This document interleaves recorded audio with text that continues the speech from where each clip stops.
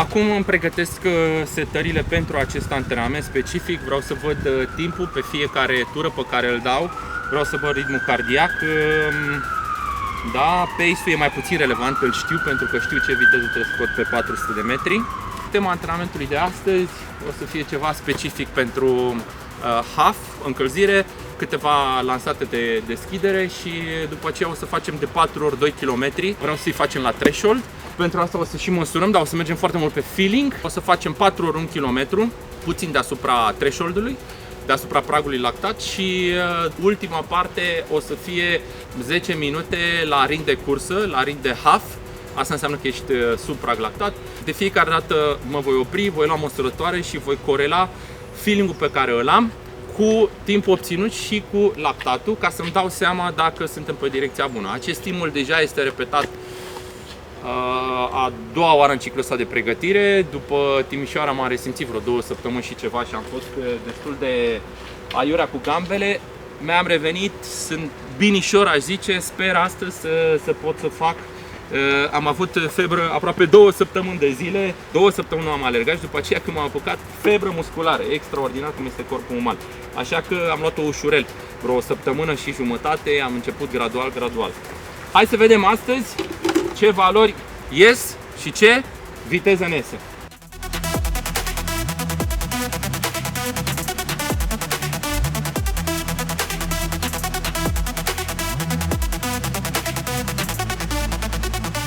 Un alt lucru pe care îl folosesc și astăzi avem aici, avem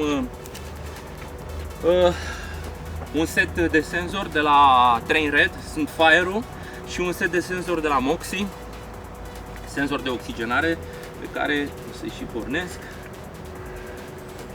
Moxy-ul trebuie pornit, Fire-ul de la Train Red sunt întotdeauna porniți. O să văd și oxigenarea în timp real pe ceas și o să înregistrez datele și pe telefon. Încă o tură. Ce?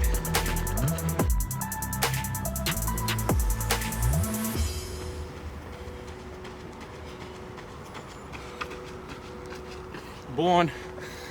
2 km făcut încălzirea. Acum o să facem de 5 ori 200 cu 200 ca să deschidem picioarele și să putem să fim pregătiți pentru primul set. Folosesc telefonul pe bicicleta mare, senzor, dar asta e destul de incomod să stai cu telefonul în mână.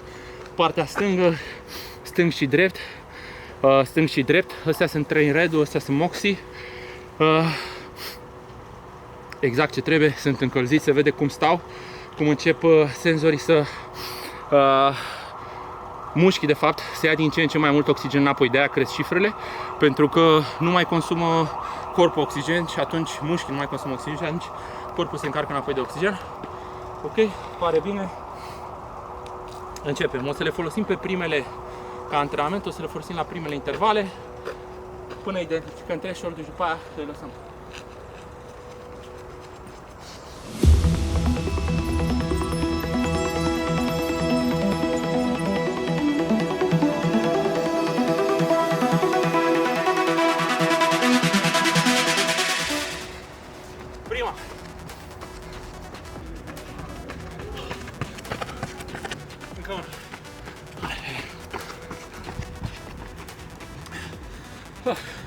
Încă 2 km încălzire. E bine, sigur s-a deschis corpul, doar că radiază în continuare pe picior de când am avut la ambele, și la stângul și la dreptul. Dar e din sciatic, nu e mușchiul, știi? Și mușchiul e foarte tensionat, dar radiază sciaticul. 5 ori 200 la 3 minute pe kilometru, adică 20 la oră. Un pic cam sus, dar faptul că n-am făcut nimic cu bicicleta înainte e prea fresh, știi? Și trebuia puțin să golim glicogenul de aseară. Gata, acum mă declar pregătit să începem primul set. O să fac 2 km. Nu o să-l iau foarte tare pentru că e piciorul ăsta. O să mă duc undeva la 4 minute pe kilometru și vedem cum iese.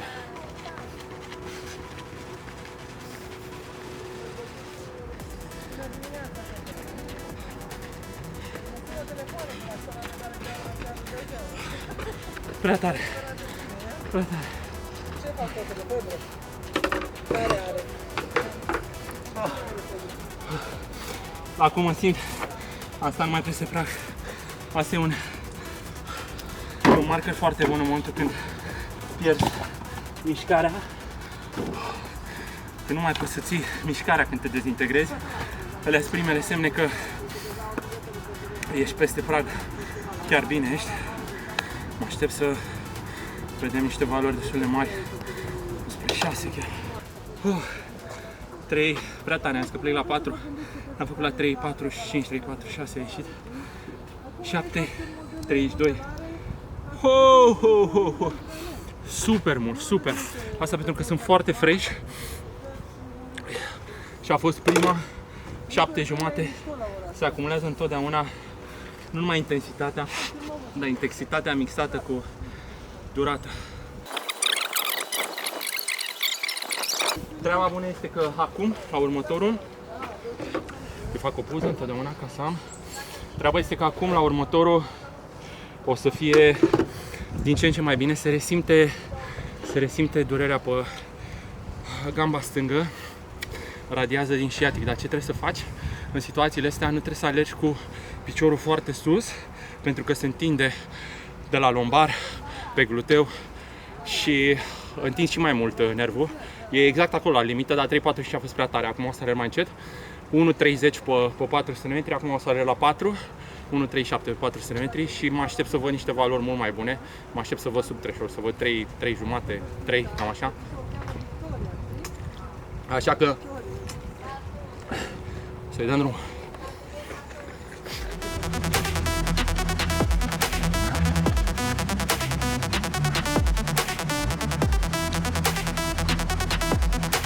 Mult mai în control asta, mult mai bine.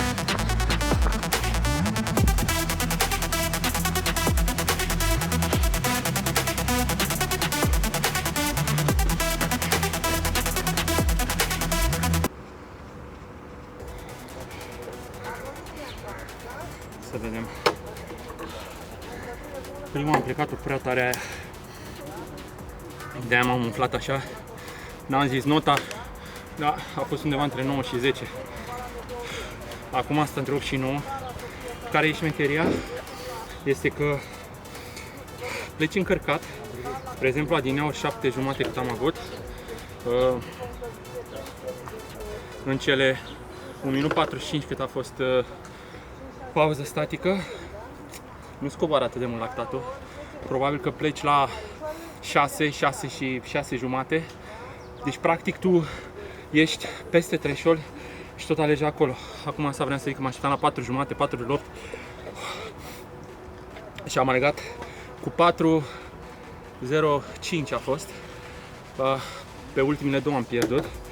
Dar asta pentru că în continuare corpul este peste prag lactat.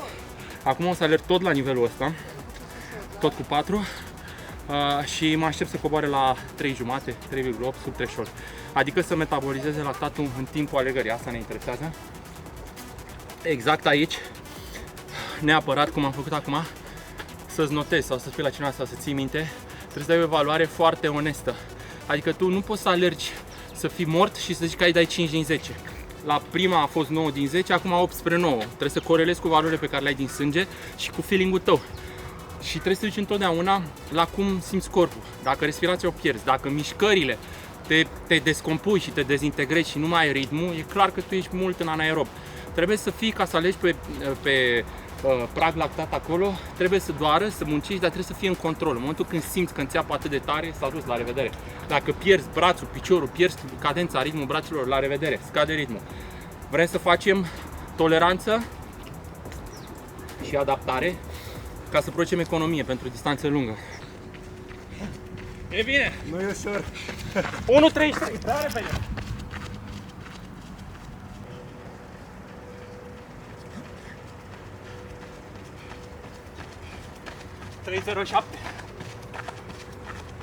Abia acum se încarcă, sunt cu 4 secunde pe tură, mai repede.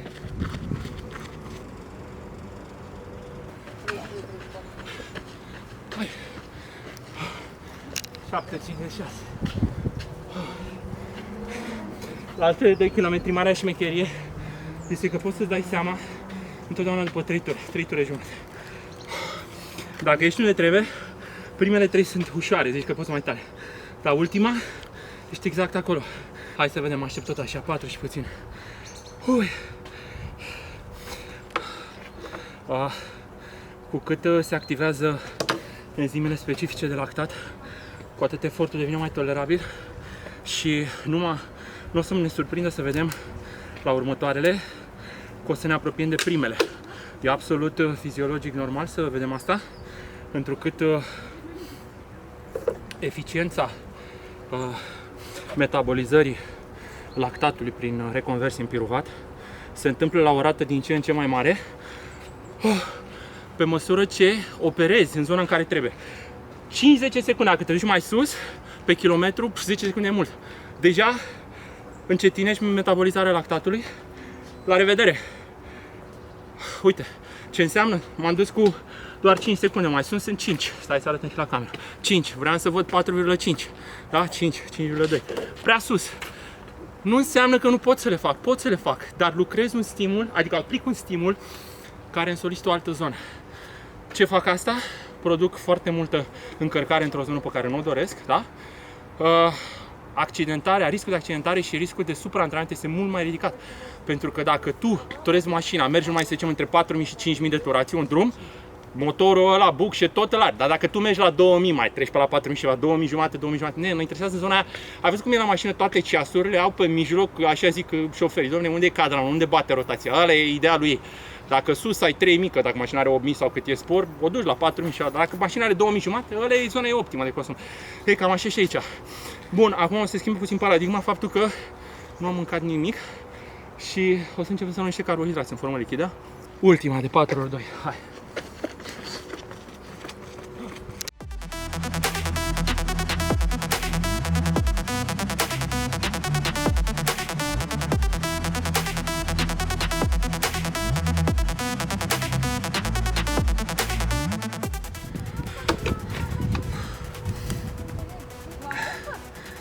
Iar am pierdut-o pe ultima. Tot la fel mă aștept. 5. Identic tot, 5,2. Așa stând se metabolizează mai puțin, 0,2. Deci dacă am avut 5,2, coboară pe la 4,8, 4,7, iar după aceea, în 8 minute, s-au acumulat înapoi cele 0,5. Asta ce înseamnă? Înseamnă că, practic, plecând la 4,8 și la 5,2, în 8 minute am acumulat 0,5, deci 0,1, 0,09, ceea ce înseamnă că e exact pe prag. Exact pe prag. Ceea ce e un stimul suficient, adică te uiți la ceas și zici, băi, sunt numai 4 minute pe kilometru. Dar, ceva foarte important, temperatura corpului unde a ajuns acum se vede, nu? 39,48, nu, Dani? 39,48. Am explicat asta fiecare. Nu e foarte cald, adică nu sunt 35 de grade, dar este cald. Și 39,46 temperatura corpului e o paradigmă complet diferită. Deja 38 jumate, pragul calorimetric ca să performezi bine pe alergare e 38,8, deja 38,9, 39 s-a terminat. Am ajuns la 40,1, 40,2. E jale acolo. Pentru că exact asta am simțit acum pe ultima tură. Ultimele zile a fost complet low carb. Apropo de masă, am mâncat numai pe grăsimi și ceva proteină. Aseară am mâncat 100 de grame de cartofi, 100 de grame de carbohidrați din 500 de grame de cartofi dulci. Deci 100 de grame și să zic că am mai mâncat vreo 200 ceva de grame de pepene de la frigider, excelent. Deci vreo 100, hai să zic pe 140 de grame de carbohidrați aseară, la cină, pe la 7 jumate. Iar azi dimineața am mâncat 60 de grame de carbohidrați, 50-60, din niște fulgi de ovăz cu apă, atâta tot. Practic, fiind pe low carb, fiind cu 140 cu 60 azi dimineața, peste noapte s-au consumat, fiind pe glicogen scăzut, am alergat 4,2 km, doar am luat o gură de carbohidrat. Asta este un alt aspect care influențează foarte mult, coroborat cu temperatura 39,5 grade. faptul că ești pe resurse foarte limitate. Dacă aș veni de dimineață cu cola, cu Fanta, cu geluri în bot, cu la fiecare tură să iau în continuu apă, să-mi dați voi Fanta, cola, era altceva. Puteam mult mai ușor, că aveam zahăr în sânge. Dar prefer să simulez starea de oboseală pe care ai de obicei pe timpul concursului spre final, știi? După ce ai tras 3-4 ore sau 6-7 ore pe full, în așa fel încât să te lupți cu acel conflict interior în care, exact cum spuneam, te dezintegrezi. Nu neapărat de la lactat, de la faptul că nu mai ai zahăr în tine. Nu mai ai zahăr în tine și corpul începe să, ca la mașină, parcă scap gazul, știi? Bă, uite, acum înainte să plecăm la următoarea, am stat 5 minute de vorbă și a scăzut la 3,8 de la 5,2, adică 1,4. Exact cum am zis, 5 minute metabolizează cam vreo 0,02, 0,25, da? Pe minut. Sunt pregătit și seriile astea de 1 km nu o să le fac mult mai tari, doar că fi mai scurt o să acumuleze mai puțin. Care este mesajul pentru acest antrenament? Dacă nu ai tot felul de aparaturi și nu poți să monitorizezi, nici nu trebuie, înțelegeți corpul, dă o notă realistă, cum am zis, da? Eu am alegat întotdeauna spre 8, pe 9, chiar 9 și ceva spre final, 9 jumate ca și notă 1 din 10. Și ignoră ceasul, ascultă semnele corpului, da? Eu am început, primul 2 km a fost la 3:45, 7 minute, 6, nu, când a fost 7:28, da? Și după aceea am alergat la 4 minute, 4 minute 02, 4 minute. Asta nu înseamnă că dacă am alergat ultimul la 4 minute 03 sau cam așa a fost pe kilometru, 8 minute 4, asta înseamnă că nu a fost muncă. Da, a fost muncă, a fost cu vreo 5%, 8% mai puțin decât a fost primul interval, dar tot e muncă. Adică nu trebuie să te ambiționezi să vezi cifre în ce în ce mai tari, mai ales dacă pleci tare la început, da? Și notează de fiecare dată că e important ce ai mâncat înainte, cum ai dormit, cum te-ai refăcut. Toate aspectele astea îți influențează, câte cafea ai băut. La următorul set o să ne uităm pe telefon ca să înțelegem variabilitatea. Știam că astăzi o să doară puțin și așa a fost. Bun, încep următorul, 4 ori 1 km. Astea o să fie mai scurte. Sunt 2 ture, da, o să le facem ca să mă opresc tot aici. O să le facem 200 ca să mă opresc aici, ca să pot să iau măsurători. Hai!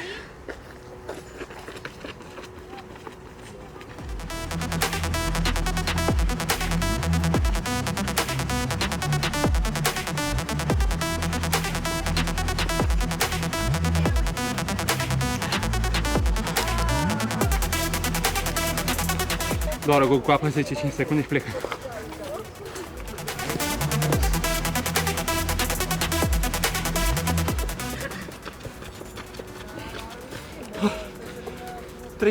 Am pierdut 2 secunde. La astea fi mai scurte. Semnul e respirația. 2 cu 2 și din când în când trebuie să mai iasă și 3 cu 2. Dacă 2 cu 2 nu vine natural și simți să te duci mai repede la 1 cu 2, e nașpa, ești prea sus. N-are timp să acumuleze. În 3 minute nu se acumulează atât de mult cum se acumulează în 8. 2, mai avem încă 2. Nota. Realist, tot 19, 9, ultima tură, ultima jumătate de tură, 9 jumate, la fel. Adică m-aș fi dus exact în filmul care era la prima. Apă. Temperatura 39,3. Încă 2 și am scăpat.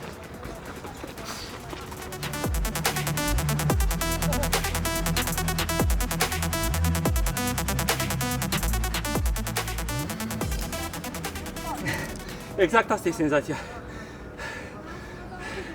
Deci, cum să zic, începi să simți că ți-e foarte sete, picioarele sunt foarte grele, știi? Da, exact asta e. Picioarele sunt foarte grele și nu mai ai energie, să parcă piciorul greu, ai văzut la sală când bagi, după câteva serii piciorul greu, așa, știi? Exact asta e senzația. Zahăr scăzut în sânge, că trebuie să dai corpul să se alimenteze. Și temperatura crescută, 39,3. Dar, ca idee, e un stimul maxim. Suferi mai mult decât ai suferit la început, înțelegi? Ca și suferință în corp. Ultimul.